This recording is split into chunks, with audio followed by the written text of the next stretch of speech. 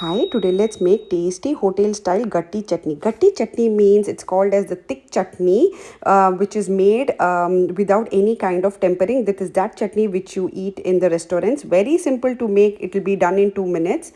First, let's keep all the ingredients ready, like grated coconut, green chilies, tamarind, peanuts, roasted gram. Then I'm adding in some coriander leaves. Then you need in salt. You can adjust it as per your taste. Next, I'm adding in some ginger. Add a very little bit of water and blend it into a smooth paste like this. Now, when you're blending the chutney, don't add too much of water because it's called gatti chutney. It needs to be thick. So this is the same dosa which you eat when you take your parcels, or which comes with your benne dosa or with your masala dosa.